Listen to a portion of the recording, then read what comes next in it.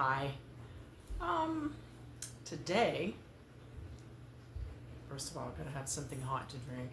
It is cold outside. We've had snow and some rain and some wind, and it's cold. Anyway, I wanted to talk about happiness and stress, and how a lot of people think that because they have stress, they can't find happiness, or they tend to think, well, when I'm done with this, when I'm through this hurdle, so going through something hard, when I'm finished with it, then I'll be happy. Well, during the years, uh, over time, I have learned that isn't how it works. You have to be happy um, in the moment, in the now. You have to uh, carry on and um, do your daily activities and, whatever you go to work. Maybe you're retired like I am. You still have things that you still have to do. Life can be a drudgery at times. But the thing to remember is be happy in the moment. Be happy that you can stand at the counter and cook, or at the stove and prepare meals, and be happy that you can do those things, as there are some people who can't do those things. And just being grateful for what you have is a good start. Um, I do struggle with this at times. It's not as if, oh yeah, it's just a magic thing and I'm going to be happy at the end of this. Not the way it works. The other thing is something else that I have done is, or I guess I don't do anymore, is I don't watch the news.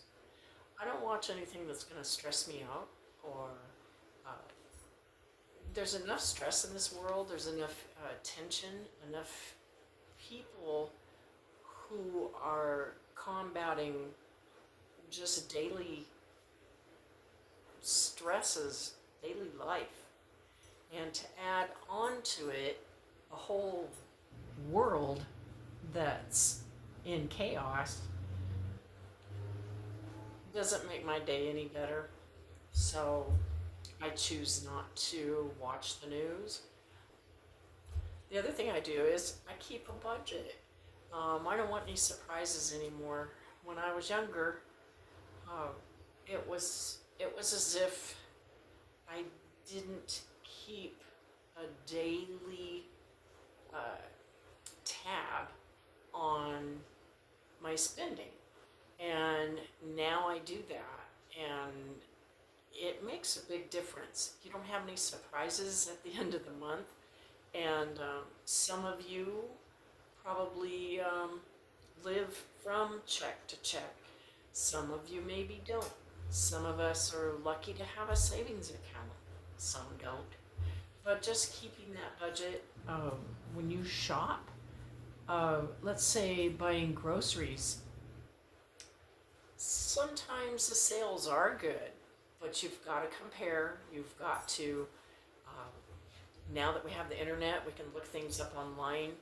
We can figure out which store we want to get a certain items at, as opposed to another store where we would get different items. And just doing that can mean, $5 difference, $10 difference. And that's a big thing. It's a big thing these days when everything is so expensive, especially groceries. And we have to eat. So that is another thing that I do. The other thing is just being kinder to yourself. Don't be so hard on yourself when you've made a mistake, and whether it's big or little, or that all depends on you. Um, but don't be so hard on yourself. Uh, don't beat yourself up, as they say. You move on and you go to the next thing. You learn from it. You try not to hurt other people. Hurting other people is not what the good Lord wants us to do.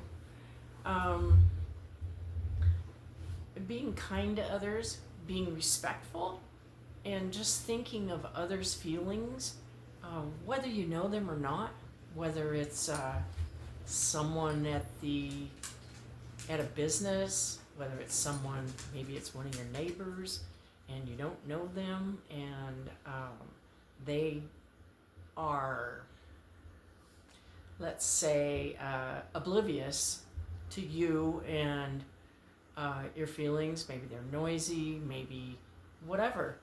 You've got to return, and you just got to stand and go, okay, I'm just going to be kind. And sometimes it's hard to do, but it does make a difference. Another thing, being kind to yourself, is using things that you have that you save for special occasions, special people. Use them yourself. You know, there's I have favorite coffee cups, I have favorite dishes, and we use them every day because we're worth it, right? Anyway, I hope you've enjoyed this, and I look forward to next time. Thank you so much for watching. It's Linda with the Many Things. Bye-bye.